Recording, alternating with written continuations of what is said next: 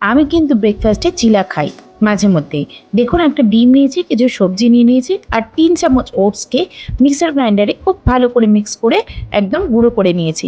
এবার একটা বাটিতে ডিমটাকে ফাটিয়ে নিলাম। গোটা ডিম নিই, আমি বাপু সাদা ফাদা আলাদা করি না। গোটা ডিম নিলাম। এবার পেঁয়াজ, গাজর, ক্যাপসিকাম কুচি তার মধ্যে অ্যাড করে দিলাম। অ্যাড করে খুব ভালো করে সেটাকে মিক্স করে নিলাম। ভালো করে কিন্তু মেশাবেন, দেখবেন। আবার এর মধ্যে গুঁড়ো ওটসটা অ্যাড করে দিলাম। অ্যাড করে দিয়ে খুব ভালো করে এটাকে মেশাতে হবে। তার মধ্যে আমি দেবো একটুখানি নুন আর এই দেখুন কাঁচা লঙ্কা। আমি কিন্তু বেশি ঝাল খাই না বাপু, এইটুকু কাঁচা লঙ্কাই আমার পক্ষে যথেষ্ট। দেখুন কাঁচা লঙ্কাটাকে কেটে অ্যাড করে দিয়েছি। তার মধ্যে আমি দেবো নুন আর আর এবার অ্যাড করছি ওপর থেকে ধনেপাতা কুচি। অল্প একটু ধনেপাতা কুচি দিয়ে চাটুটাকে গ্যাসের ওপর বসিয়ে দিলাম। এইটুকু তেলই যথেষ্ট, এর থেকে বেশি নয়। তেলটা কমিয়ে দিয়ে দেখুন 1/2 চামচ তেল দিয়েছি। ভালো করে তেলটাকে গরম করতে হবে। গরম করে চাটুর গায়ে ঘুরিয়ে ঘুরিয়ে এপাশ ওপাশ লাগিয়ে নিয়ে তেলটাকে ছড়িয়ে নিন।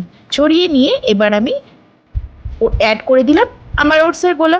ওটসের গোলাকে কিন্তু ভালোভাবে চেঁচে চুচে অ্যাড করে দেবেন আর একটা বড় রুটির মতো করে নেবেন। দেখুন আমি চ্যাপটা করে নিয়েছি। চ্যাপটা করে এটা একটা দিক হতে দিতে হবে। একটা দিক যখন হয়ে আসবে ব্রাউন, তখন এটাকে আমি আলতো করে উল্টে দেব।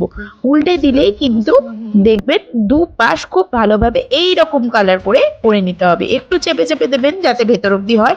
আর গ্যাসের ফ্লেমটাকে অবশ্যই লোতে রাখবেন যাতে ভেতর অব্দি খুব ভালোভাবে এটা তৈরি হয়ে যায়। এইভাবে করার পর দেখুন প্লেটে গরমা গরম নামিয়ে নিয়েছি। এবার সস দিয়ে খান বা চাটনি দিয়ে বা টিফিনে নিয়ে যান, যেভাবেই খান না কেন খেতে কিন্তু দারুণ লাগবে। আর ভয় নেই, মোটা হবেন না। আজকের মতো এ পর্যন্তই, টাটা।